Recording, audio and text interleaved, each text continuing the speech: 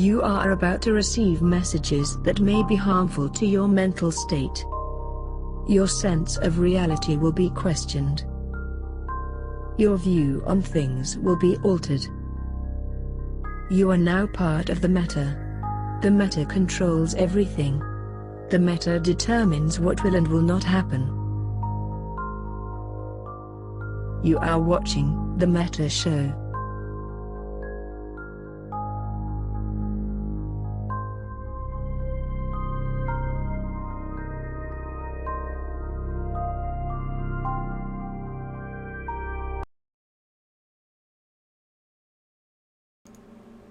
Hello, everyone, and welcome to the Meta Show. Oh god, we're live. We're live. Oh no. Oh god, what is this? I don't even know what I look like yet. This is horrifying. Yeah, I'm getting your picture. For all I know, you've given me a stick picture, figure, but Discord's not liking me. Hold on one a second. fake picture. So, welcome here to our special holiday edition of the Meta Show. It's Christmas Eve, and we're streaming anyway because fuck you, that's why. And we want to wish all of our viewers a very Merry Christmas, Happy Hanukkah, whatever the fuck you feel like, or just buy yourself presents, Atheist Gift-Giving Day. We are here. I'm here There we go. Web Discord from glorious Birmingham, Alabama, a place where the ribs are delicious, the Christmas spirit is in the air, and my Skype doesn't work normally, so we're going to be relying on Boat to get a Mittens image. Right. We got an image. We're okay. I gotta get the God. waffles one too, because I lost the waffle one. Rip. That's good. I wasn't really sure. I can actually now see that. I thought for a second you were going to do a photo of me like MS Paint. Oh, I was gonna do like a smug one with the wizard hat, but I couldn't find it. I've been trying to find it for an hour, but I'm bad at Google. Only the best production values here. So we've got a great show here today. We have our top story. We're going to be talking about Pandemic Legion getting back to its roots and all the crazy bullshit we've been getting up to with PL, with the blowing up of the New Eden Trade Network, the Fortizars and Gare. Yep. What do we have for the next segment after that? But So that's gonna be top story, and then for the Nosec Power, we're gonna talk about the Catch War. And we're also going to talk about Goons reaching 20,000, which is a milestone in EVE. It's never been done. Goons Swarm 20K. Yeah, so we're actually almost 21K. It's kind of hilarious. And then we're also going to do a little bit of chat in The Grinch Stole Christmas, and there's going to be a couple of bits about that here at the end. So that'll be pretty interesting. I'm excited. CCP, please. What the hell is this with like new faction faxes? Yeah, so some FCON guy found that on Tranquility, they're showing new ships, and they even have details for these ships, but they haven't announced that they're coming out. So we're going to talk about that at the very end, because what the fuck. And we, of course, have our guest is the one, the only. Now, I'm not sure how to pronounce your name. Is it Reza or is it Reza? How do you say it? Yeah. Reza, the man, the myth, the legend, the CEO of Snig Waffle. Yeah, Waffles! Yay! Waffles number one. All the fun. Yeah, no, actually, it was really cool to meet you in Vegas again. I think Yes. I had gotten drunk with you in Iceland prior to that, but I remember most recently seeing you in Vegas, and you had a big S flag and a shit-eating grin on your face the entire time, as one should. Yep. I'm excited. So here's what we're going to be doing a little bit differently today, guys, because we do have, it is Christmas Eve. Everybody's a little bit in the holiday mood. We're going to have Boat doing all of the call-outs and shout-outs for subs and donations, because I'm not going to be able to see the screen as easily since I'm on Web Discord. I've also just finished stuffing my face with delicious barbecue ribs. Ribs for breakfast is one of the best things about visiting the American South, because you cannot get good barbecue anywhere outside of the American South. It is a tragic reality. But one final thing before we head on to our top story, which is, Boat, if you could do me a favor and link in chat the Imperium News recruiting. The Imperium News Network is recruiting. We are professionalizing our streaming habits. We're turning into, what is it? Fear and balanced news. We report. We also decide. So if you're interested in joining the Imperium News team, great team, slogan. we're looking for writers. We're looking for streamers. We're also looking for front-end developers with WordPress experience. So check out the link that Boat is dropping in chat, and you can join our team if you've got what it takes, and then you can get Space Rich for engaging in fear and balanced news. Yeah, that's what it's all about. If you want to have a chuckle, you know how not Fox News, I think it's Rush Limbaugh says the best in broadcasting excellence. I use that every time I do the Boat Show now. The Boat Show, the best in Twitch broadcasting excellence. That is fantastic. We're going to try to get a lot more Orwellian slogans because that's I what love it's all it. So about. good. It is ideal. So So we're yeah, gonna- it's good shit. Yeah, it's been good. We're gonna move to our top story now. I'm gonna see if I can get the infographic to actually cooperate today. And yeah, it's cooperating, except for, well, rip. Whatever, that works. I just gotta move you to the bottom. Ta-da! We go to our top story. And before we move to our top story officially, we're gonna go over some things. Who we're giving shout-outs to. Yeah, bro. shout out. So, Mystic Myth, 26 months. Mythic Oh Myth. my god, Thanks, Mythic man. Myth. Iceburn, 25 months. Thank you, sir. Merry Christmas to you, too. We also have Marks-a-Lot with 9 months. He says nerds. And then Laszlo Jones, my favorite Laszlo, with Twitch Prime for 3 months. So thank you very much. Yeah, so top story. This one has kind of been evolving over the last couple weeks. Since CO2 kind of evacuated the north, PL has been moving back to its roots. And I'm going to ask Chris about this too, but I think they are. Maybe they're not. Maybe they are. That's up to you. I just post the things. So You're just asking questions, just like Glenn Beck. You're just yeah, asking. I have no That's all it idea is. what's going on. So here we go. Recently, the NWO, New World Order, as PL likes to refer to it, which is Goons at PL, decided to kill an NETC Fortizar. For those of you that don't know, NETC Fortizars are... This is the one in Gare, right? Yeah, these are the burn all the things. PL showed up in Sneaky Pete's and proceeded to kill it. And Project Mayhem was paid to defend it. The defense team didn't win very well because they had like 50 guys versus 300.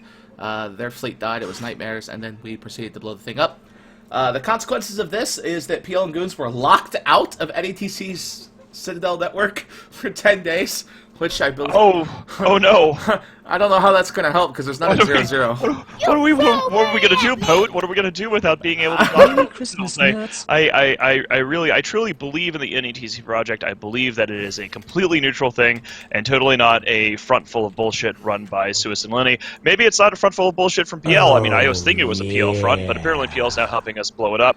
I don't know what to think, but what I do know in this day and age is that all these citadels need to die. I mean, that's basically my takeaway. What do you think about this, Reza?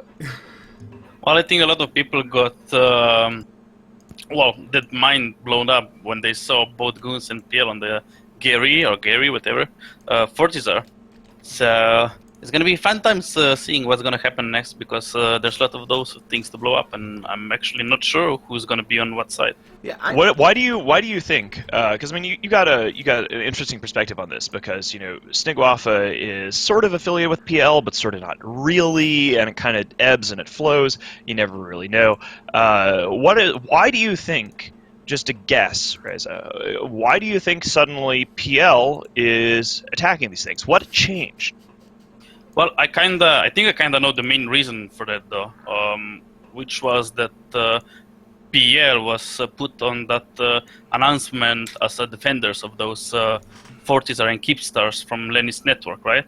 And as far as I can tell, there was never an agreement between NTO and PL about being the defender or like the guys who are gonna operate the network. And I think a lot of people got kind of mad about it, or like, hey, like if you want to have our name up there, like pay your taxes or something, which didn't happen.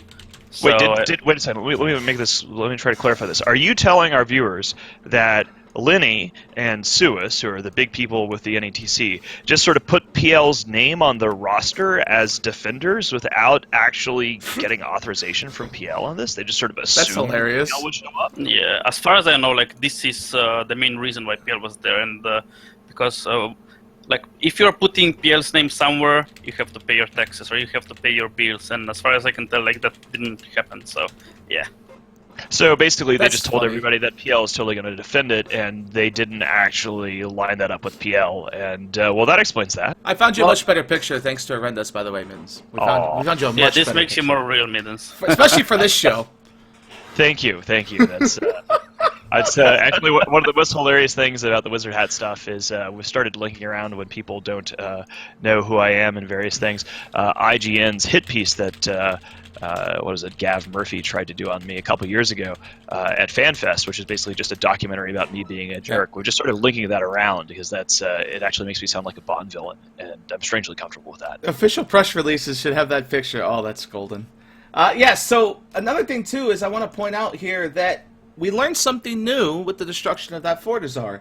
and that was that the Keepstar and Geneleb did not count, quote unquote, as it wasn't under the official NETC court flag. So one thing Letty did make a mistake with that one is that he gave it to someone to drop under their name, which disqualified it from being immune. So that's why we didn't get our 10-day ban. I mean, okay, so like it didn't count in the sense of the 10-day ban. Right. Okay. Well, that's what I wonder is funny as hell. Why do you think this? Like, okay, let's say that you have, hypothetically, let's give Lenny and Sue a summary judgment. Let's assume that it's actually a neutral trade network. If somebody blows up one of your fucking citadels, why are you only banning them for 10 days? Okay, so here's the deal. So the original quote-unquote accords says your first offense is 10-day, like a 10-day ban. Second offense is permaban. So the first offense means blowing up a space station. Yes! Like, yes! Oops! You blew up the space station. Hey, I mean, he's got part of the trade network. Man, that was that. I mean, what was it? Do they also? I mean, what do you get? A 5 minutes? You know, timeout? Sit in the corner for 5 minutes if you like scam people in the trade network. Like, if you violate another regulation, do they make you write out "I'm sorry, I won't do that again" 50 times in chalk in front of the class? Look, I don't come up with this. This is just what. Guess I just killed that. Yeah, it doesn't really make sense, does it? It doesn't make any fucking sense at all. I just got nothing all the way around. There's the entire thing. That's the whole thing about Letty. It doesn't make any fucking sense. Like the whole fucking war, he just threw money around like it was candy for no reason, with no sense. Well, if I was making money off of dark money casino ISK that was untraceable and being used to RMT, then I would probably throw it around like it was money from nothing, because it basically is. But sadly, apparently, I mean, if they're not paying PL, does that mean that Lenny is still banned? Because he's telling everybody who would listen to him at Vegas that he was totally not going to be banned, and any moment now he'd be back. Reza, if you are sort of our pseudo PL insider here for the show, do you know anything? Like, if PL wasn't getting paid for all these claims, where's the money, Lebowski? Well, if I knew where was the money, I guess I was gonna be there closer, stealing it, or like getting a pay for it, or something like that. Well, and here's another thing that's very interesting. So since Reza's here, and he's gonna be there the whole show, by the way, guys, we're not just gonna do a guest segment since it's Christmas, and we want to have our guests the whole time. You helped us recently in an attempt to kill a Fortizar, which is something Keepstar, which is something very different from the rest of PL and P-Horde. Like, P-Horde was defending it, PL was defending it, NC was defending it, so PanFam as a whole was defending it. But you guys were there shooting it, and you were also there shooting the people defending it. So that was very interesting. So I'm curious, what was your perspective on that? Like, why were you trying to blow the motherfucker up? Well, like, Waffles and PL are like family, right? But Waffles in general, we don't give a fuck about nullsec long-term strategy type of deals that some of the, let's call them elite PvPers, make with other groups, right? So, like, Keepstar from Escalating Entropy and Shadow Cartel was and still is one of the biggest threat for lowsec, because what Shadow Cartel and Escalating Entropy are building is like a huge blob, a huge coalition that is gonna kill the fights in lowsec, and it's already killing this because they have to have these pre-stage fights in like Tech 1 Battleship and blah blah blah instead of fighting over assets or whatever. And we obviously didn't want that to happen, so we were going into Vey to kill the Keepstar down, while everybody else, including PL and Sidot and Horde, went there, I guess, to fight goons. So. Was it a disappointment that the PL came and just sat there waiting for goons to do something, rather than dropping on all those juicy titans and killing those titans? Well, I mean, disappointment, I don't know, like, I was disappointed that the Keepstar lived, but, like, I mean, the disappointment for some of our members that didn't understand was like, hey, why is PL like helping Escalating Entropy, anchoring a Keepstar in Vey? Like, what the hell they have to do with it? And, you know, the whole troll got that like PL was paid off and blah blah blah, which is like, I don't think it's really true. So yeah.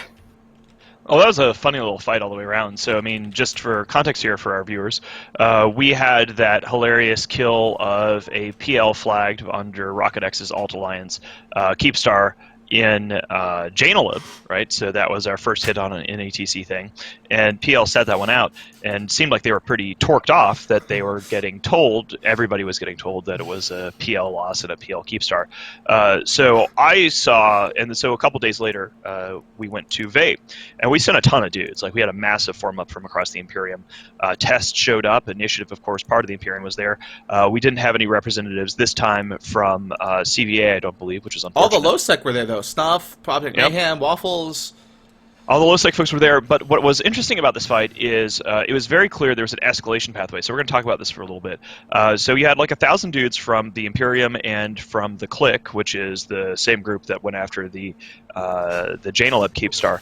And so massive subcap numbers, but what was intriguing is that NC Dot and PL formed up like 400 total Supers and Titans and moved them within drop range. And then escalating entropy and their low-sec buddies very clearly were aiming to be bait for an escalation. So like they would put a couple of Titans on the field and then just hope that the attacking forces would put a dread bomb in. The bait was hilarious because it escalated, right? It started with just a few carriers and a few facts, then more carriers and more facts, then a super carrier or two, then a bunch of super carriers, then a couple of Titans, then all the Titans. So it was like they were hoping that at each stage it would get juicier. Wasn't that we would then throw in our dread bomb? And so what essentially was happening there is once we realized that PL and NC Dot were going to be in there and that they were going to spend their Saturday doing this, it was a 10% tie-dye fight. So basically it was like fighting in pea soup. And it was weird too because I think both Impact O and Janelib actually had, and I don't know why this is because Janelib was also in low-sec,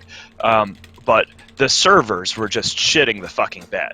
Like it was basically like an AI battle. Like the only things that would work in that stuff were the fighters and the drones chasing the fighters. It was miserable. So this fight went for a while, and the attacking forces got our asses kicked. I think we lost like a total of 50 billion ISK more than the other guys in the subcat battle. What's interesting about it is it gets even more interesting. So normally on the heavy tie-dye, and maybe you've been part of this before, Reza, is that the drones and shit don't work. Like sentry doctrines, I remember during a big fight in 6VDT, none of the sentries worked for anyone. So this time it was the opposite. The fighters worked just fine. They were shredding people with fighters. So what did they do? They dropped 200 carriers and fax machines, and eventually like 80 super carriers, and just that one low-sec blob group. And just used nothing but fighters. They didn't even bring subcaps. The only subcaps were, I think, Horde.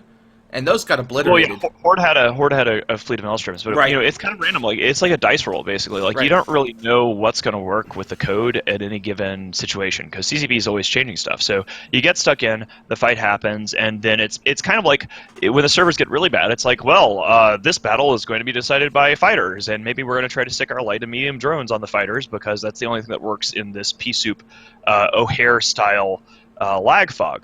But what was funny about it was we're like, okay, well, this is going to take forever, and at some point there's going to be a tipping point where we realize that PL and NC Dot are going to they're not going to get the escalation that they want, and we're just keep not escalating and continue to fight with subcaps because we're shooting the fighters just fine. And then at the very end, they finally, after spending all day waiting and sitting on their hands for like 5 hours, jump in this force that they had schlepped halfway across the north to get within range. And we were just immediately had already been like, okay, guys, the moment that these guys actually get off their asses and engage, we just scamper. Which is exactly what we did. So they got to spend their Saturday night watching and waiting for an escalation that was never going to come because their plan was obvious. And then after sitting on their hands, they finally jump in and we go, okay, guys, you get the Keepstar, bye. And ran. Yeah, it was interesting, but what was more interesting is that Fozzie had made a point that fight, which I don't know if that happened last Saturday, so we might get to it later. But that fight in the situation, he said capitals versus subcaps would never happen, right? It'd never be subcaps only versus caps only, and that's exactly what that fight was. It was nothing but carriers and facts. Because are you suggesting, DVRV, are you going as far as to suggest that something that Fozzie says about balance or mechanics in EVE Online is completely wrong and full of shit? Are you actually saying that? No, I would never do that. No. So moving on, we got to keep going because we're getting stuck here. Another thing that happened this week that reminded me of why I think PL is moving into this new back to their, I guess, old ways. Is a couple of incidents that happened related to Bomber Bar this week. Bomber's Bar, of course, whenever they kill a frigate on a gate, they make a Reddit post. and they smug it up. Well, recently they've been smugging it up about PL.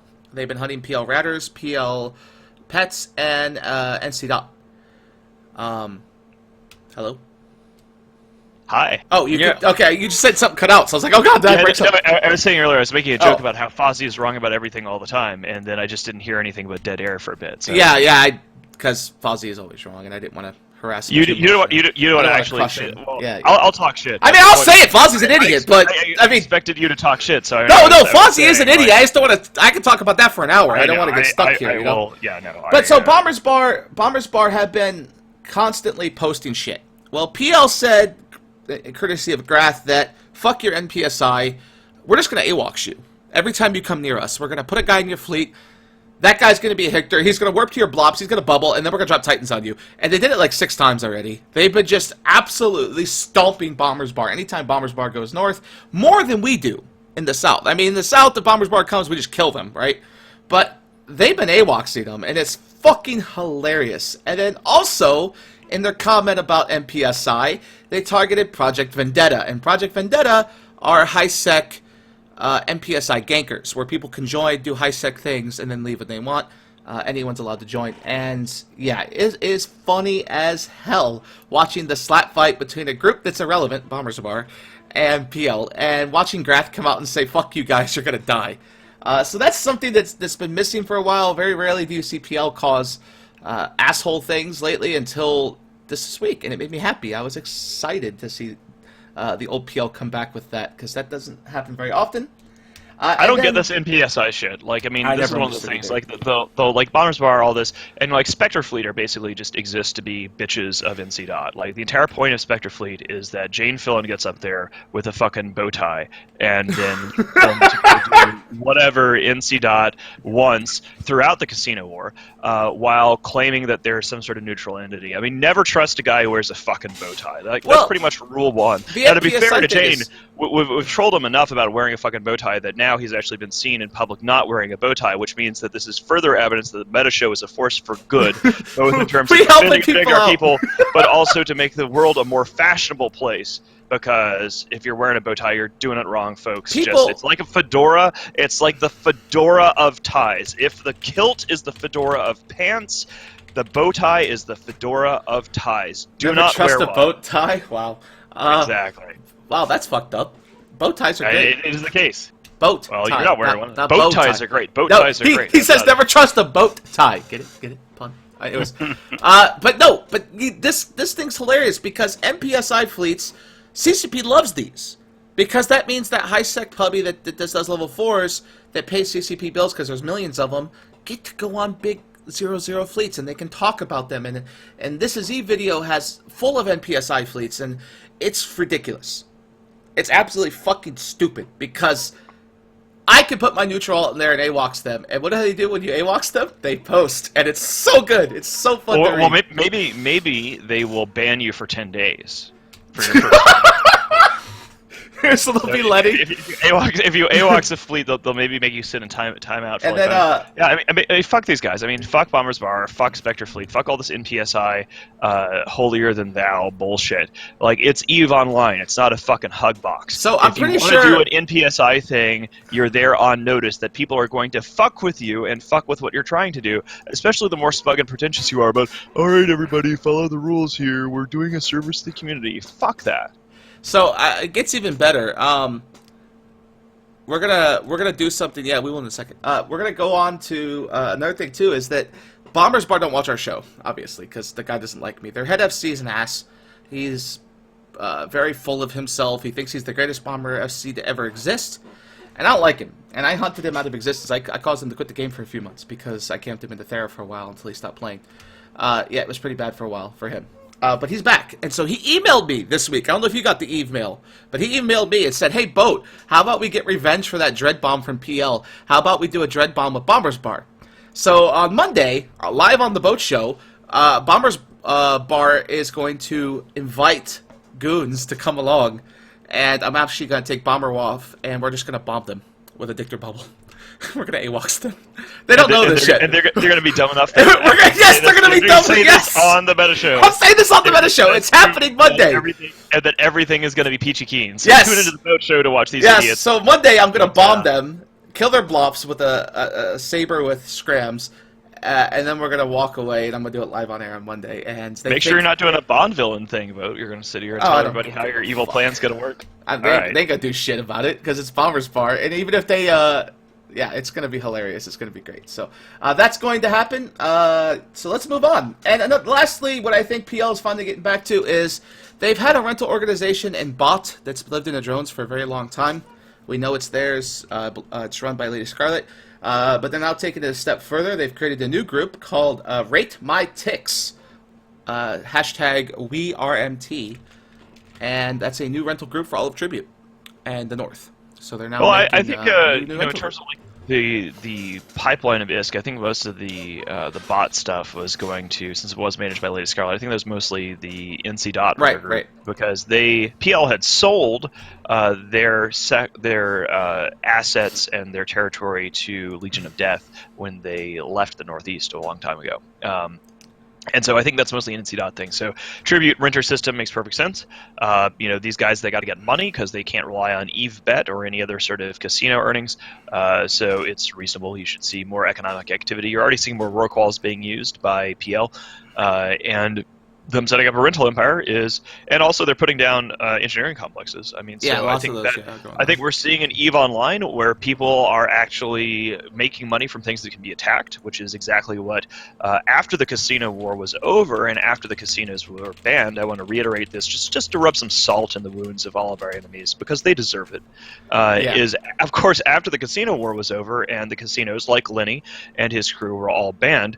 CCP Siegel, the executive producer of EVE Online, was quoted repeating something that essentially I had said on the Meta Show Paper Shotgun article and on the Meta Show and other places. Siegel stated quite explicitly that any kind of income that is unassailable and unattackable that comes completely outside of the game is bad for the game, distorts the balance of the game, and is generally shitty, and anybody who does that should feel bad about themselves. She didn't say that, but I'm just sort of inferring what she should have said. The thing she should have added to her quote. The addition there, so like next time we're all on the same page, she needs to sort of wag her finger and point out that everybody involved who are enemies are, of course, bad people who should feel bad. So, but anyway, the point is that you should now start to see PL and these other alliances that were once relying upon casino money to start playing the game just like everybody else, and I think that's healthy. So seeing PL put down ECs and setting up a renter empire, that's Eve, and that's great. Apparently we should revert to Lenny as Leonard. I don't get why, but that's funny. So Reza, but you see, here's my question for Reza now. PL getting back to its roots is nice, and with Waffles being low sec, do you guys get a cut of any kind of PL money? Like when they get rental money that comes in, or they're building caps and shit? Do you guys get pieces of this? Are you subsidized by PL in any way, or is it just Waffles being Waffles? No. Waffles in the whole history of Waffles, I believe we got 10, maybe 15 billion in total out of PL, and it was for the first Alliance tournament. And when Horde was created, Horde got like hundreds of billion or I don't know how much money. So we never wanted, we never asked for money. We never wanted money. We always wanted to have our own thing going on. And if you have assets, if you have space, if you have if you have engineering complexes and whatnot, it gives you something to lose, and it puts you in a position of losing. And we're just in low sec. We enjoy the fights. We're here for the good fights and having fun. So no, we're not getting subsidized or getting paid by PL. But yeah, that's interesting. Considering, I mean, I consider Waffles to be the better wing of PL's PanFam than I guess Horde would be. Horde's just numbers, but I guess if you have lots of numbers, you need to finance it somehow. So that's interesting. So moving on, we've covered our top story pretty much in length. It's nice to see PL back where it is, kind of getting back to its roots. It'll be interesting to see what they do going forward once they have all their renters installed. And now we move to the Nullsec Power Hour. And before we move to that, we do have a few shutouts. So Agami Ito donated $10. Thank you, sir. Put Massacre. Awesome. Subscribed with Twitch Prime. Dave the Great. Eve, subscribed with Twitch Prime. Surprised. Wow. And then Swabboy, 26 months. Thank you, sir. using Twitch Prime, and Bravo. he says, Excellent. "Feed the Thank you. Hypno Kitten." So yes, Feed the Hypno Kitten, yes. Well, I mean, were we all on the top story there, or was that like Nullsec Power? No, I lost we're track. getting ready to go Nullsec Power. That was all top story. So go into the Wow, Nullsec Power Hour, and we click our.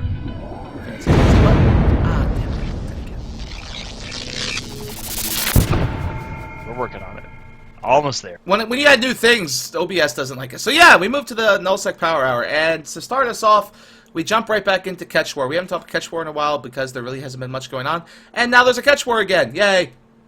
So, do you want to talk about the Catch War at all, or do you want me to? Well, why don't you start us off? Or lack thereof. So for those that want to know what's going on in the Catch War, Tesco are invading Stainwagon, or so they are doing, rather than what they are saying. And Tesco balk their possible ally in FCON. We'll get to that in just a moment. And yeah, it's been a lackluster start. So Test had their State of the Alliance Saturday, to which they announced, guys, we're going to war. We're moving to south. We're going with CO2. We're going with drone walkers, and we're going to go down there, and we're going to do things. Oh, by the way, take a 2-week break. We'll continue in 2 weeks. So, not only did they go Montolio on this motherfucker, they extended the old Montolio tradition of, hurry up, let's go in a week, to 2 weeks now. So they're taking 2 weeks off. And it gets even better. So that was that. Then, they kept, I don't even want to know, I don't know what I want to say here, but let's just say, a guy named Billy set up some great things on what could possibly happen in the South. And in a matter of days, CO2 just fucked it all up. So CO2 says, okay, goons, we're going to invade the South. We want to take some home. We want to do it in such a way that we can have our own home. And we're not going to bother you guys at all. We'll leave your allies alone. And not only do they ignore that within a day, they immediately go right after us instead of anyone else in the South, and proceed to blow up and smug about blowing up an unlighting Fortizar belonging to goons. That's true. I mean, was it actually? Do you think that was a consequence of? Because, like, I know that the CO2 FC at the time was Rat Salat, who was a guest on the Meta Show last week, and he seemed to take some umbrage with us referring to CO2 as being the dirty, disgusting traitors that they all are, and we all know them to be. Do you think it was like a personal thing? Like I think it was. So I talked to him as it was happening, and played dumb, like I always do when I talk to people that I don't like. And I asked him. I said, why'd you do it? And he goes, oh, I just wanted to blow it up, and I got permission from higher ups. They said I could do it. So, and I was like, so you speak for GigX? And he's like, no. GigX and Sapporo and all them approved it, so that's why we took our fleets and did it. But the funny thing is that Vili had told us he wouldn't be hitting those. He wouldn't be touching any of our Fortizars, of the 12 Fortizars we have down now. And after telling us that, they proceeded to blow them up, and Vili was nowhere to be found. I haven't seen him on Skype all week. I'm pretty sure the 2-week vacation was because Pro God Legend and Vili are gone. So it seems like these are C and D tier FCs going to their higher ups and saying, hey, I want to blow something up. Not really bothering to check if maybe they shouldn't. So yeah, it's pretty fucking dumb. Let's just put it out there. That was probably the dumbest thing I've ever seen. Regardless of all that, I mean, the bigger matchup here is less to do with Goonswarm and more to do with the idea of this. In theory, is CO2 and Test are going to be going after chunks of catch, possibly all of catch, along with the drone walkers, and that they are going to be going against Stainwagon. And potentially with the Imperium. And I basically made it very clear, like, don't get anywhere near our sphere of influence, and we don't give a shit. As far as I'm concerned, our sphere of influence, of course, includes catch, not because we want to live in catch or own catch, but because it's on the border of Quirius, which is Imperium territory and is the land of the Quirius Fight Club. So obviously, we don't want anything messing with that. But beyond that, it is this weird thing where they announce an invasion and then twiddle for 2 weeks. I want to bring Reza in here. I know that you mostly you focus on Lowsec and things like that, but like the Galactic East is kind of like this weird area. You've got FCON, Tri, now Test and CO2, and Stainwagon. What is your take on the upcoming or currently simmering conflict in the East? Who do you think is going to end up being the winner? Well, I think it's going to be like a great conflict down there, to be honest. There's a lot of mixed-up entities, and I'm not entirely sure who's going to fight on whose side. Like, I don't see Triumvirate just being there and just watching and not jumping on the fights, and all the other groups who live down there, and like even different groups from the north coming down there and just enjoyed some third partying. I think Test and CO2 really want some sort of revenge, like some sort of good fights after it. And FCON, and well, I remember back in the day when we deployed in Immency, because we were helping Steinwagon versus Triumvirate. Steinwagon was calling CO2 and Gigex for help, and now Gigex is coming down there, but not really to help them. So it's gonna be really interesting conflict, to be honest. And it's really strange how things change in like a few months of time. You know, like your friends turn into your enemy and whatnot. Well, it's funny you get to that, because we're going to talk about that fact right now. So, all the last 2 weeks since CO2 announced that they were leaving the north and coming south, Gigex himself has been talking to the leaders, one of the leaders of Stain Russians, and saying, yeah, we want no part of Ketch, we want nothing to do with it, for 2 weeks. And then all of a sudden, they're blowing up our Fortozars in Ketch, and you have Test and Drone Walker saying, we're taking your space, lol. But it gets even better. You say that, you know, we don't know where people are going to fall, and that's where we come to a surprise. So, excuse me, sorry. One of the FCON alliances, so FCON made a new coalition recently with several alliances, and one of the founding members of this new coalition... Does it have a Latin name? I mean, FCON makes a new coalition. Does it have I don't know who the name? fuck they are, but Cold Rain Snowstorm is the head diplomat for a group called PF. That's a part of this FCON group, and he got leaked, I should say, a private chat where he announced that if FCON loses its space to CO2 and Test, well, they'll just invade Triumvirate, their longtime allies, and take all of Deterid for themselves. To which Tri has replied with, what? So you now have leaks coming from... it's Phoenix Federation's the group, and they're part of FCON's little group. They're in their diplomatic channel. This was a private chat between two groups, and an Eve mail 2 days later. They basically said, yeah, if we get fucked in the space we're currently in, we'll just take Deterid from Tri, because they can't do much about it. And the better part about that is not only do you have that, it's called, the Phoenix Federation, which is FCON and its allies. And then you have...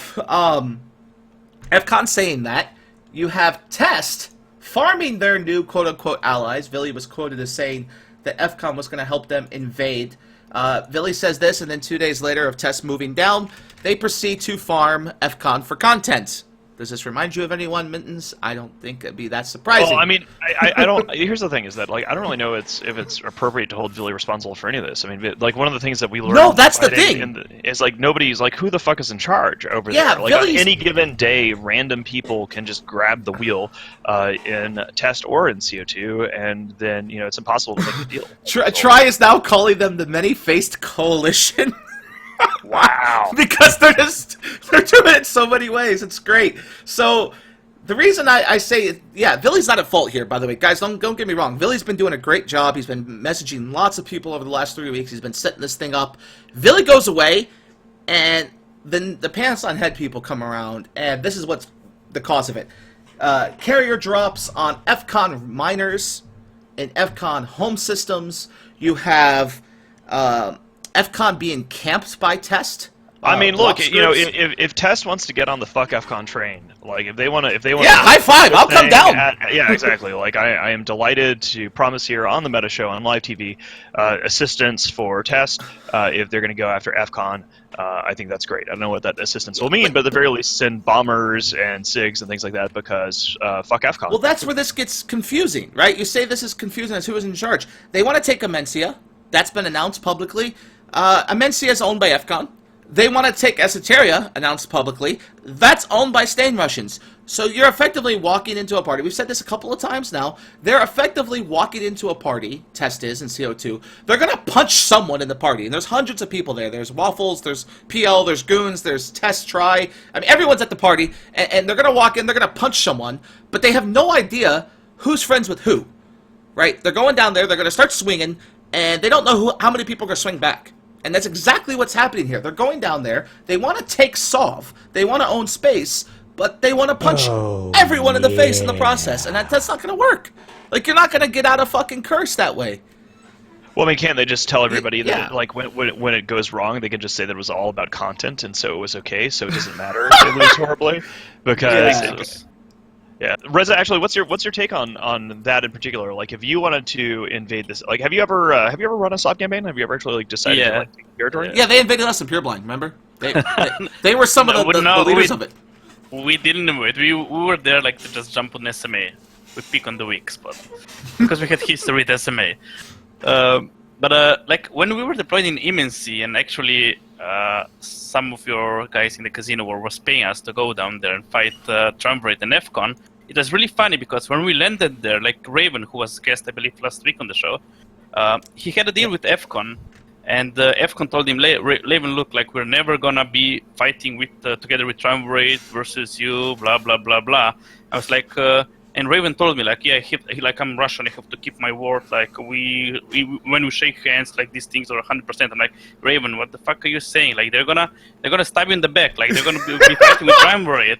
And 1 week later, exactly that happens, you know. And then we just got steamrolled because like Triumvirate plus FCON plus I don't know who else was on that I think train. it was X-Death, yeah. Yeah. Like and Solar and whatnot. Like we're just officers, like 100 main corp, and we were fighting Triumvirate almost alone. So. Yeah, but it was a good fight. It was a good fight. That's happened a few times now, where Yeah. FCON walked away from us after claiming that it was goons' fault. They got stuck in branch and then they left. They said they wouldn't be joining anyone. They were just going south to build up again. And within a few days, they were with Tri. Yeah. Then when you guys... 40% of their alliance also then just joined the Goonhammer because Yeah, they're like, what? Keep fighting in the casino war. Yeah, that happened. Then you have Tarquinius messaging me after I called him out and said that he's part of Triumvirate's coalition. He says, no, we're not even blue to Triumvirate. We don't work with them. After spending the entire war defending Triumvirate. Then they proceed to make an agreement with Stainwagon saying, look, we're not going to invade you anymore. But as soon as Volt joins, they join Triumvirate in that failed attempt that happened a couple weeks ago, last month or so, to invade Triumvirate. That failed miserably. So yeah, this shit's just been hilarious. FCON just says one thing and does another so many times. But to answer like Metani's question, like what I would do if I was like Test or CO2, like obviously you have some friends, like Giga6 friends with Raven, they know each other for like years, and if you're going to a soft war into a space when you don't know who, like you said, you go into a party, you're gonna just punch everybody and expect to come out as a winner. Like no way, like all those group of people are probably gonna group and fight you. So, like, when you go down there, let's, like, make some friends type of, and, like, remember that FCON fought Stainwagon and whatnot. Like, it's so easy to fucking get a hold on the ground and just pick your fights and start winning instead of just punching everybody, because, like, they're gonna turn on you and they're gonna kick you out. Yeah, you need to find somebody, like, find an enemy of my enemy situation. You basically find a side that you can join in on an existing conflict, and that way you can carve out some territory. Because, I mean, CO2 and Test, they don't have any territory because they lost it to PL and Crew up north. You know, one of the other things, though, about, like, FCON, I want to hit this for a bit because, you know, I've met Tarquinius. I like Tarquinius, the leader of FCON. I think he's a good guy. And I want to illustrate when we're talking shit about FCON that in many cases saying that FCON flip-flops, it's actually not Tarquinius' fault. Because one of the reasons why FCON is so infuriating and dumb is that it's a council. Like they no, they've changed now. They've changed. Let me correct you on that. Tarquinius is the sole authority now. He is their head diplomat. He is their CEO. He does not delegate. Oh, it gets even worse. No. It's not. It's worse than that, because their head diplomat is their recruitment guy, and whenever their head diplomat makes deals, they're not official. Tarquinius is the only one that can make them official. Their diplomats don't even have power. So if their diplomat says to you, "We're not going to shoot you," that means nothing anymore with FCON. What the fuck? When did this happen? A couple months ago. Like when they moved down with Tri, because so so actually everything that I was about to say about how it's not actually Tarquinius' fault. No, it's all Tarquinius now. Yeah, he's completely. Wow. It's all on him now. Yeah, it's completely on him. To make it worse, to quote one of our diplomats, they were having diplomatic conversations about an Astra House I dropped. Remember when I trolled them with an Astra House and said that we're invading them? Tarquinius exploded and sent his diplomat, which his diplomat was like, "Oh, what's going on?" And he's like, well, we're not really hitting you. The diplomat's like, well, I can't say that we're not going to retaliate for this because I don't know what Tarquinius is going to do, and I don't really have power. I'm just a recruitment director. It's just like, what? How's that even possible? Like, why be a diplomat if you can't even speak? So yeah, that shit's a fucking shithole. And then they make this new coalition, and I went into their diplomat channel because I was trying to get guests for the meta show last week, and even then. They were all like, yeah, just talk to Tarquinius. Oh, talk to Tarquinius. And everywhere in there is talk to Tarquinius. So the whole coalition can't even speak now. And this leak came out of one of the guys in the coalition that's quote-unquote a diplomat. But again, you haven't heard from Tarquinius, so who the fuck knows? I mean, this shit's just that's a shit. Oh, it's a mess. Let's be honest, like, EFCON is an alliance without, like, vision and without their own culture. And those alliances just tend to, like, bend over to whoever their boss is and, like, just... kiss the hand or something, kiss the ring, whatever. No, I mean, that's not coming from us, ladies and gentlemen. That's from Reza. Just so y'all are aware, that wasn't us that said that. That's a good. This comment. is an official gun statement. Well, no, I mean, I think it's a reasonable point, which is that, you know, you will find a lot of alliances when they are, when they lack a purpose, when they lack a direction, when they lack a cause or a people or something that they do. I mean, in the Imperium, we always have just a relentless focus, which is the advancement of the cause of our people in the real world and in the game, to defend our people, to protect our people, and to allow them to become better and more awesome and just be our weird, fucked up outlaw empire selves. But you do see in like generic EVE Online Alliance number 423, they will inevitably, just like Reza said, when you're dealing with generic EVE Online Alliance and they're just full of a bunch of dudes who want to rat and mine and don't really give a fuck about the Alliance, they care about their friends, they care about their corporation, but not the Alliance, those alliances will inevitably just go the way of whoever is the stronger regional power that has a purpose and says, guys, we're going to go do this. Yeah. And like Reza says, like that's the thing with FCON is they're just going to do, and I think that you know, probably the most on FCON side currently that has been ever since they moved away from the Casino War, ever since they ran, it's been Triumvirate primarily. Corpse Alliance hop down there. Like, let's be honest, like we as Waffles in LowSec, like we don't really have that strong relationship with other groups because we don't need to. But when you're playing Soft Wars and when you're being in nullsec, you need those long-term relationship to fucking work, because if not, if you like turn back on your allies like FCON did in the, well, we call it Casino War, we call it the Revenge on Goons or something, I don't know what else.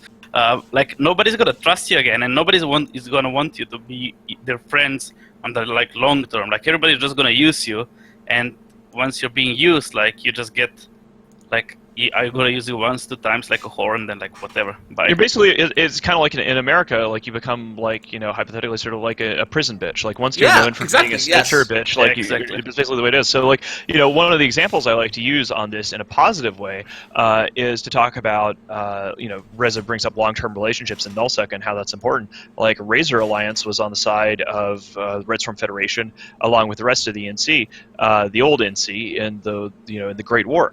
And, you know, we owed, in my mind, we owed Razor always a debt of honor, essentially, because we were all on the same side of the Great War. And so when Razor fell on hard times, we would get them space and do whatever we can to fight for them. And, you know, our relationship with Razor only ended when they, you know, in a diplomatic way reset us at the end of the Casino War. But, you know, people in our alliance would be like, you know, Mittens, like, why are we doing this stuff for Razor? I don't like them. I don't like this. I don't like that. I don't like the other thing. Like, it doesn't fucking matter whether we like their council or their troika or anything. What matters is that they were there when the chips were down, and so we're going to be there for them when the chips are down, whether we like it or not, whether their administration is. And then, you know, later when the debt was repaid, you know, then it's all good, right? We parted ways in a way that everybody understands, and so there's no weirdness, as opposed to like FCON, who ran for the Casino War, or CO2, who are just fucking traitors. Right, and Razor did a great thing too, because you got to remember too, when the old Northern Coalition fell apart, Razor's like, hey, we're going to go on a spirit walk and curse. And then they came back and they were great for a long time. And they were strong allies for a long time. Yeah, where is Razor? So, yeah, they're I think they're actually part of the X-Death Coalition now. Because you see them with X-Death fleets a lot. Yeah, so you see them 20, 30-man fleets, a little small group. Yeah, so that's an interesting thing. So now we move on back to the catch war real quick. I know we've been shit-talking a little much, but so Test announces they took their first iHub. That was on the 21st of December, which they made their Reddit post saying, look, we've got our foothold, we've got this. And then a day later, on the 22nd, they promptly lose that iHub to renters of Stainwagon. They now own it. And yeah, they lost their iHub and the only foothold they had within a day. So that part of the war has been stagnant. There's nothing happening. It's fucking dead. They've done a lot of talking, but they haven't shown up. And speaking of not showing up, two things happened in regards to Fortizars. Goons lost a Fortizar in catch to test, and then we proceeded to drop 12 more, and they didn't show up to kill any of those. So now we have more Fortizars than we'll ever need, and we could just Fortizar hop all the way down to catch. So, lol. And then, fucking, what is that guy's name? Who's the guy for TC, that speaks for TC? Ragnar Bile? Ragnar Bile. Ragnar Bile just tried to be a snake on Christmas fucking Eve last night, while everyone's celebrating Christmas Eve in Europe and getting ready for Christmas Eve. They dropped a Fortizar to come out last night. And they dropped it to come out at 3 Eve, which is way outside their prime time, hoping that we wouldn't form dudes. We formed 200. We blew it up. Ragnar Bile alarm clocks, then realizes we have 200 in T3s, a Sino inhibitor, and a bubble up, logs off all his dreads, he rage quits, and his FC goes, "Oh, we're not a US time zone alliance, we can't really fight this." Like, what? Like, why the fuck would you drop a Fortizar to come out US Prime if you're not a US time zone alliance and not planning on defending it? So, we killed a Fortizar last night, and it was absolutely hilarious, the spin they tried to put on it. It was wonderful. I went on my first fleet where I didn't FC, and it was great. It'd been nice. So we move on. Goonswarm Federation becomes the first alliance to cross the 20,000 member mark. Ooh. Wow. That's an achievement. I don't know if anyone's ever seen that before, but back in the day, CCP had to actually remove the limitations on alliance size because of us.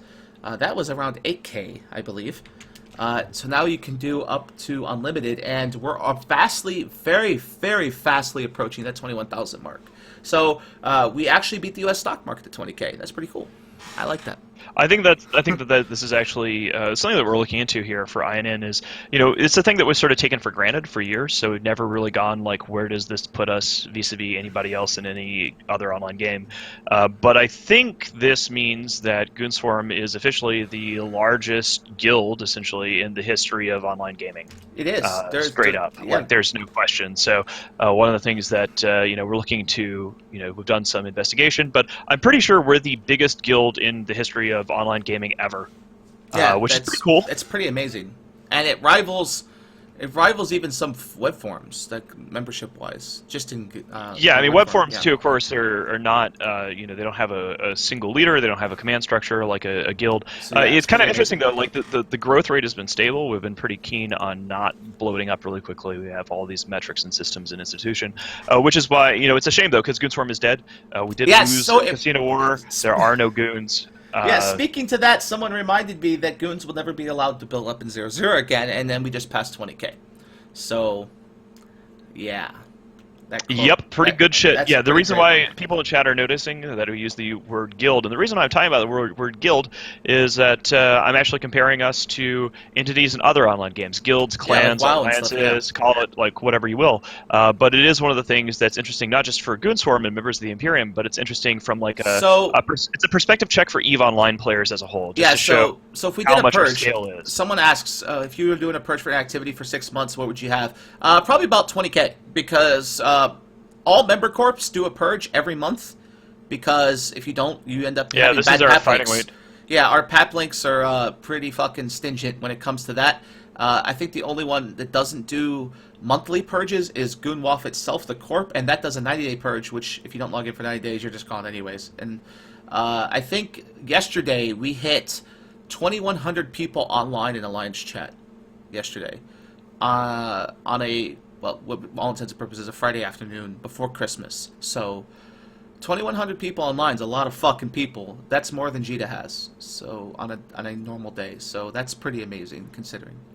Goons are dead, basically. Goons are dead. Yeah, we're fucking. Never be allowed to build up in 0-0 again. Yeah. So lastly, here I've got a few more things to go over before the show ends. We're gonna might go a little bit further. I want to move into what I like to call the Grinch that stole Christmas. It's Christmas time, and most alliances in EVE, I would say 90% of them, do Secret Santas of some kind. And I participate in Secret Santa every year. My Secret Santa is getting his gift tomorrow. He just doesn't know it yet.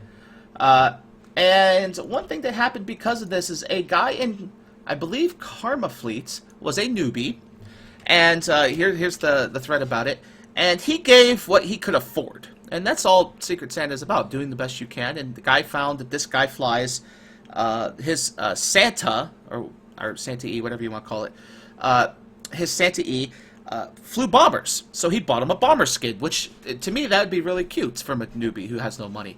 So what does he decide to do when he gets this gift? He complains. I don't fly bombers. Why was this guy so cheap? This is ridiculous. People are getting carriers. Why am I getting this shit? And there's a logs from the Reddit thread here. Since I can't post Goonfleet logs, you will be able to see those. So this guy goes absolutely apeshit. But when he goes apeshit, the Grinch comes along and gets back at him. He proceeds to get banned. He proceeds to get mocked. There's an audio log there somewhere of him getting mocked and him trying to defend himself that all alliances would take him. So what does Eve do in kind? Almost 6,000 individuals sent him 1 unit of carbon each. So many people sent him carbon that it made PC Gamer.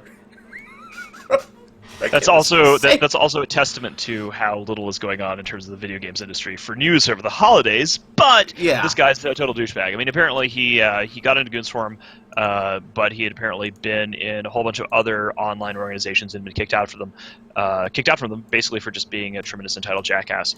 Yep. So that was interesting. I had been dealing with some real life stuff for a couple of days there, and basically came back to seeing all this press stuff about this dude, and I was like, "What the fuck?" And then it turned out that he was a guy who had gotten into Goonswarm. And what's even better too is this poor newbie. Of course, this newbie is now rich. Went to the guy's kill board and found that he does indeed fly bombers 10 different times. So he bought him what he had on his kill board, which is what we recommend for newbies. Yeah, he had actually gotten the dude a tasteful gift as a newbie for something that he legitimately was doing in EVE Online. And the dude was an entitled douchebag about it. And as we move into entitled douchebags, we move to Horde on our Grinch this whole Christmas. A guy got sick, I believe it was a guy, and had to use the restroom and disappeared for a few hours because he was very badly sick. And forgot that his Rorqual was still in a belt. And during this time, a giant dreadnought, NPC dreadnought, spawned and proceeded to start to kill him. And rather than going to save this poor guy, who they obviously all knew was sick, with their defense fleet by killing the Dread Rat and protecting him, they then instead proceed to let him die so they could steal his loot. Well, did they know that he was sick? Yes! They knew he was sick. They knew he was leaving. These members, there's a video of it, of them saying, "Oh, he's gone. We're gonna let him die, and then we're gonna loot his wreck, and we're gonna loot his stuff." that's like if they actually knew he was sick, because we do blow up stuff, and like if you go AFK on a dread fleet or something like that, we'll pop your dread rather than let somebody else pop it, right? Right, that's one thing. But in this case, they knew what they were doing because they were hoping to get those drones that were worth 1.4 bill apiece. Because when he dies, you can then take his drones for like 7 billion ISK. You know, that was their plan here. The guy eventually, the group of people that did this, Horde, because there was so much public outlash, at first they did nothing, right? Because it's Horde. You know, they probably laughed about it. But there was so much public outcry about doing this to this guy that Horde came along and banned the people that did this and reimbursed him and so on. But it's kind of a testament to being a giant douchebag. Like, why the fuck are you going to be a giant asshole to things like this, right? Like, in my case, yeah, if the guy's AFK on an op, we'll blow him up and give him a new ship, like reimbursement. But if you know the guy's sick, you know you can protect him for a little bit till he gets back, or maybe if he doesn't get back, just protect him. It's life outside the number. It's life in organizations larger than Dunbar's number. Like that's why we have squads and SIGs and things like that in Goonswarm and the Imperium, such that people, you might not know everybody in the organization, but you do have friends and you're part of like a little mini tribe, and so you don't have as much crap like that, hopefully. Yeah. So, no, let's we'll get away from the shitty stuff and we'll move on to good things. So we're going on to CCP Please, and of course this is our favorite segment, but before we get to that, we do have some things. Shoutouts. Yeah, we have some shoutouts. Marks a lot. Thank you for your donation, $4.20. I missed what it said, but I'm sure Twitch chat caught it. And I did believe we had one resubscribe. Let me see if we did for sure before I move on. We did not. Okay, so now we move on. Oh, no! Yeah, Ninetails Fox. I didn't see how long, though. I know it's a resubscribe, but it's not in chat for some reason. But thank you, Ninetails. Ninetails, thank you very much. We're getting a producer to help with this. Actually, Yeah, we're it's actually looking for. the chat. I'm gonna do loses it I'm sometimes. gonna do a little shout out here. So one of the things we are looking for with the Imperium News Network is to help out the streamers on the really big shows. The more complicated the talk show, the more the need for a producer. We are looking for people to help basically line up guests, help with the segments, do promotions, things like that. For the Eve-related shows, we are paying people ISK, just like with our articles. And if you're interested in being a producer, hop onto Imperium Discord and hit up Skeptic Nerd Guy. That is the guy who runs our streaming division, and that basically means that you get to help out everybody who is supporting the stream by following, subscribing, and donating, by making sure that Bode or I don't miss in the chaos of streaming the support that deserves to be called out appropriately and praised. All right, so we move on to my favorite segment of the show, because Please, sir. of that intro. I want Oh some my more. god, CCP please. I love it. Yeah, so we move on to CCP please, and this is going to be really short and quick because I want to get to more waffle things real quick before the end. But CCP please, we have the thing that was found. This was found by a guy named Andrew Zandy from Lawn. I thought it was FCon at first, but it's Lawn. And he found that on Tranquility, they have added new faction ships. Capitals, might I add, not just ships. Fax machine, faction fax machine of the Galente variety, faction Thanatos, and I think a faction Revelation, and a couple other faction ships, and all the stats for them on Tranquility. These are brand new. There's a never been faction seen. avatar there called a Malok. Yeah, they have a bunch of factions. I think 7 in total is the new number. But these haven't been talked about anywhere. You haven't seen anywhere from CCP about this. You haven't seen them even hint that they were doing this. This is a pretty big find. And so it's quite possible that this shit's going to happen. I did link it above, guys, right there. Let me get the actual image rather than the Reddit thread. It makes perfect sense to me. I mean, if they already have added like the Vanquisher or whatever the fuck it is in game, like it just it makes sense. Yeah, so we have the Vanguard, which is the faction. Thanatos, the Venerable, which is the fax machine from the Galente, the Dagon, which is the fax machine from Amar, the Malak, the Avatar, the Chemosh from the Revelation, and then of course all of the stats are out for those. The biggest outcry from this is from the guys that live in wormhole space. They are furious because they believe that these two new fax machines will just kill worm space. The stats on them are unbelievably powerful. Just because what happens is in wormhole space is you get fights where it's one fax supporting a 15-man fleet, and if your fax breaks, the fight's over, right? All your ships die. That's the end of the fight. With this, it's believed that these two fax machines are just insanely more powerful.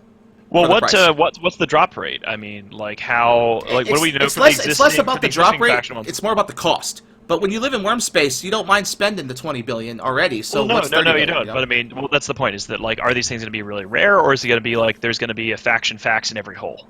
I don't think they'll be in every hole, but you'll see groups like what's that one group that pretty much owns wormhole space? They'll probably Hard have Knocks? one. Yeah, Hard Knocks will have a couple probably. So Pandemic Legion will have a couple. That's no surprise. Right. Things like that. So they're strong in the sense that they're insanely expensive. But if you've got a good support fleet around it, they're going to make that fleet just almost untouchable. It's pretty nasty. Let's assume that I am bad at PvE, because I am. I try to avoid ratting like the plague. I also don't really do much in faction warfare. Now, do you buy these things from like LP, or do you have to get a drop of a BPC? I'm not sure. Reza, do you know about these? I'm not sure about how these work myself, to be honest with you.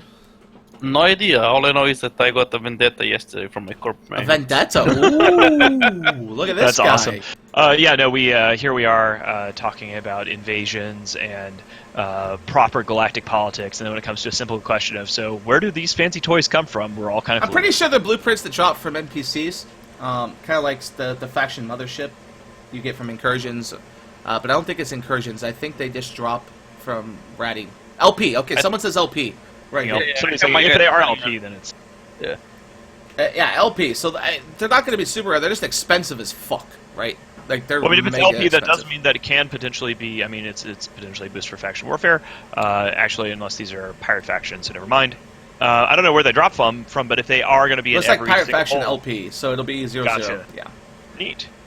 So I'm excited. I'm excited for these because some of these. I mean, of course, the price might not come down for a long time on some of these, but I mean, you could see a new faction ratting Thanatos. I mean, instead of a Thanatos, you got a Vanguard. I mean, So this way you don't have to buy a Nix for people that can't like dock their Nix. They can just use the really expensive faction one, you know. So yeah, I'm excited to see some of this stuff, and that's why we include in CCP.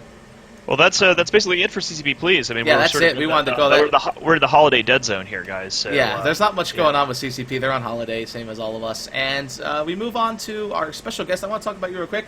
But of course, first, before we do that, let me see if I can get this video to work. I'm going to link it in chat. I know that. This is my favorite video, and I'm going to try and get it to play here. I don't know if I'll be able to. Yeah, I probably won't be able to get it to play. Oh well. But this is first time I ever heard about Snigwaffle in a serious way was this video of Do You Like Waffles? And I'm just going to play an audio bit from this. Do you like waffles? Yeah, we like waffles. Do you like pancakes? Yeah, we like pancakes. Do you like French toast? Yeah, we like French toast. Dip, dip, dip, can't wait to get a mouthful. I just love that audio clip. It's so good. You guys can't hear it, of course, Mittens and Reza, but everyone else can. It just reminds me of my MS Paint, you know, like when I paint with boats. So we do have Reza here. Reza, tell us about yourself. I know we've just been talking with you, but tell us everything about you and who you are and all that stuff. Alright, hello. So my name is Reza. I've been playing this game for like too fucking long. It's been almost like more than 12 years. So I've been in the old NC. The MPL came and killed us, and then Goons didn't really like Morsu speak and whatever. And then I quit it for a few years, came back, joined the dark side, joined PL. And after a few months, or like a year or two in PL, Grat made me leader of Waffles. And here we are. I'm the CEO of Waffles now. And we are Waffles 2.0 version, because like 9 months ago we were just flying Thoraxes and I don't know what else, like Tech 1 stuff, mostly being a training hub for Stigratly, while right now we're doing our own low-sec thing and just enjoying being our own entity without having to call any bigger brothers to help us out or something. And we can fly. We're basically working to fly all the doctrines in EVE Online right now, which is kind of really cool for a corp our size. That sounds awesome. Actually, one of the first questions I want to ask you, you have a perspective of an old school nullsec grizzled veteran, right? You're an old nullsec hand, and yet now you are running a corporation that has a real lowsec focus. So, people from lowsec, they say lowsec is great because blah blah blah, but usually they've only been in lowsec. So I want to hear from you. Why is it that you think lowsec is awesome from your background of being an old nullsec hand? I mean, I'm gonna be honest. Like, the main reason I didn't like nullsec is because if you're holding space, it gives you something to lose, and if space is your only purpose of existence, once your alliance loses its space, like the alliance tends to, or like the leaders tends to just don't know what their purpose is anymore. While in fucking lowsec right now, like your only purpose is to have fun and to provide members with content. And lowsec used to be really great. Like, we didn't really care about standings, really didn't care like who was part of what coalition. All we wanted to do is to have fight and to have fun. And that's kind of changing since World War B, or like the Casino War, because all these groups came together and started to fight you guys. And Snuffbox and Project Mayhem didn't split it, and then AWOX at Shadow Cartel Supers, and I don't know what all the drama happened. Yeah. But like in lowsec, nobody really gave a fuck about the whole war going on in nullsec and the whole like Imperiums being built and like whatever. We just wanted to have fun and wanted to have fight. And this is the main reason I like lowsec the most, is because like you don't have really that much assets that you need to hold on. You can be very mobile. You can be in one spot today and the next spot tomorrow, and you don't need to like have, oh, I need this long-term relationship with my big daddy, who's my neighborhood, that it's not gonna invade my space, blah blah blah blah, so my carebers are not gonna cry about it, and so on. So like less obligations, less entanglements. Would you say that means that, is that mean like in a way like the stakes are lower?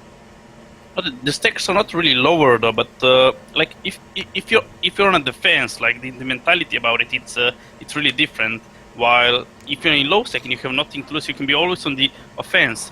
And if you have something to lose, it's like it already puts you in a position like a losing, because if you have something to lose, you eventually will lose. While in fact, if you have nothing to lose, and if you're just losing like let's say battleship or like capitals or supers in a fight, like you are meant to do that. It's not, you cannot take that loss as that serious as if some alliances lose their space, Yeah. So where does the money come from? This is another thing, because like, you know, a lot of low-sec entities, like some of them have R64s, but a lot of them don't. Like, you know, shifting from a null-sec territory where, you know, most alliances have reimbursement or ship replacement programs, you know, where do your dudes get the money to fly the fancy ships? Well, there are like two things about money making. One is how the corp makes money, and the other is how our members make money. And for our members, like obviously, we have very different things they can do. Like they can run in nullsec, like they're renting corps and whatnot. Incursions, level 5 missions in lowsec are probably the most profitable way and the fastest way to make ISK. It requires some investment at the beginning because you have to buy like those Thanatoses and whatnot, but it's like really mad ISK. As far as the corp goes, in corp making money, it's a little bit different though. Like we had some mercenary contracts in the last year, and like our corp quality is really well, even after we bought the Keepstar. So we don't really need to take our 64s and like whatnot. In Moon Income, it's not really that good anymore, and all that hassle that you have to do with like managing all those moon towers.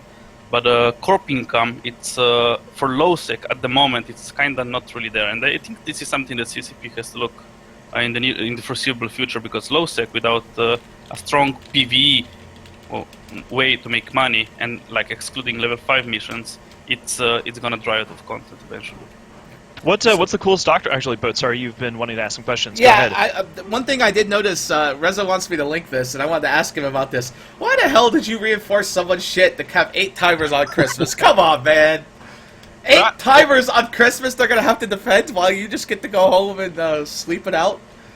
Well, we had an amazing karaoke night last night, and with some special guests and whatnot.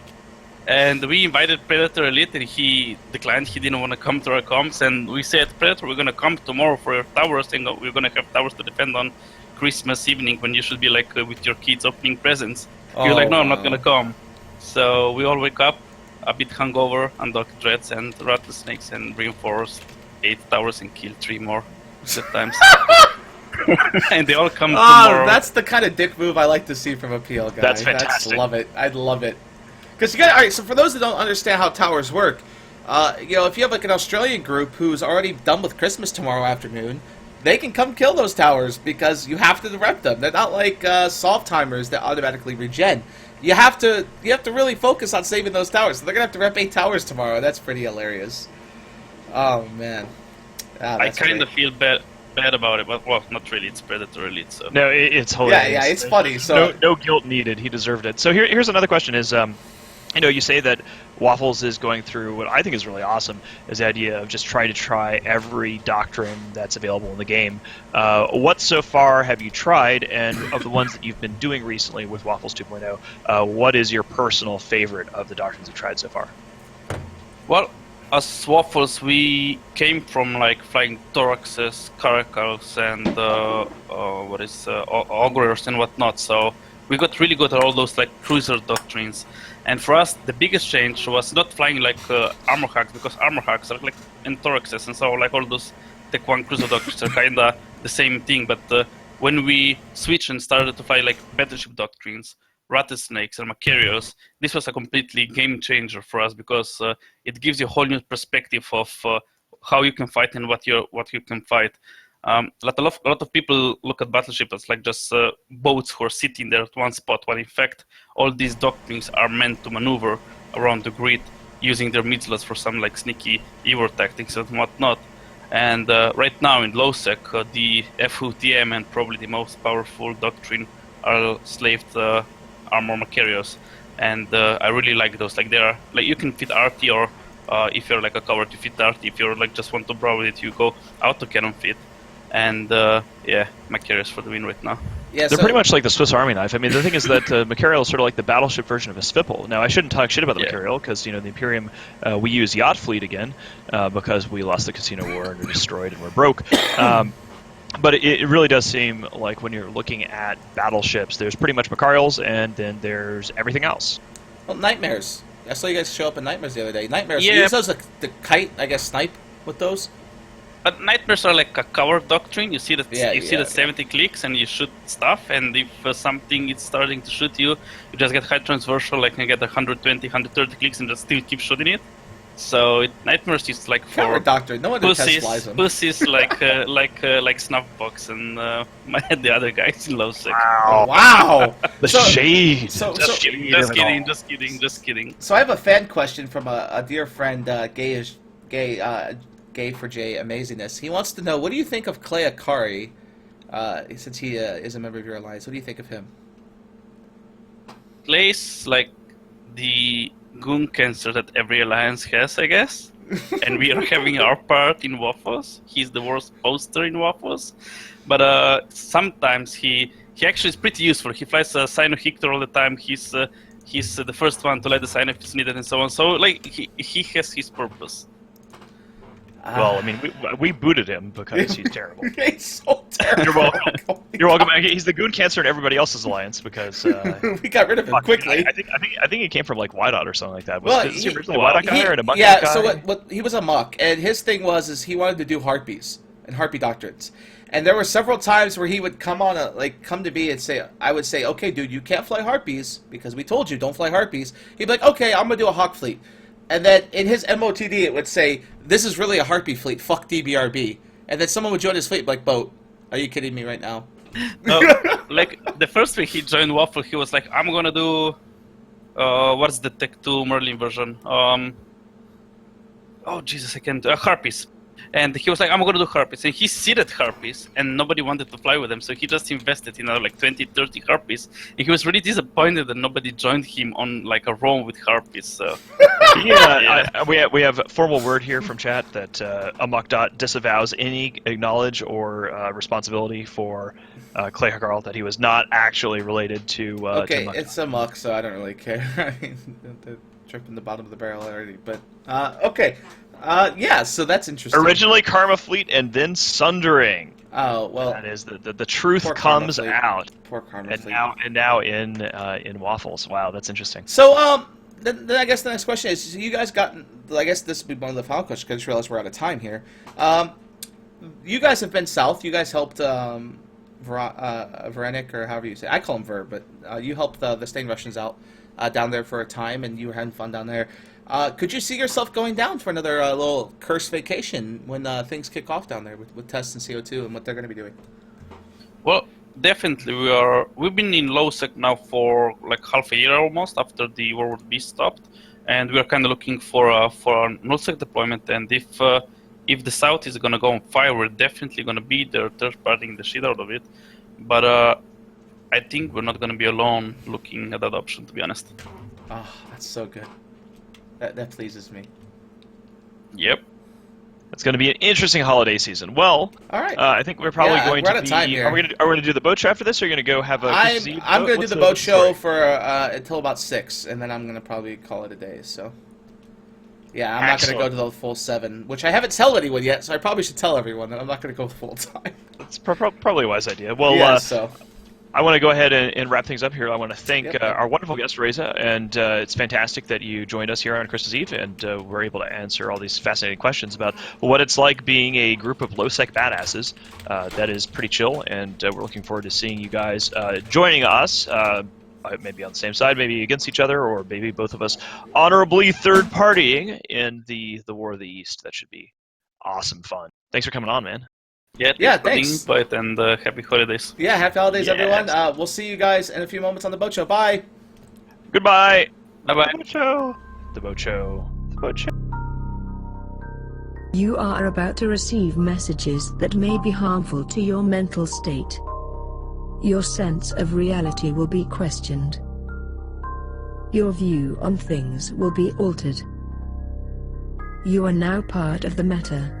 The meta controls everything. The meta determines what will and will not happen. You are watching The Meta Show.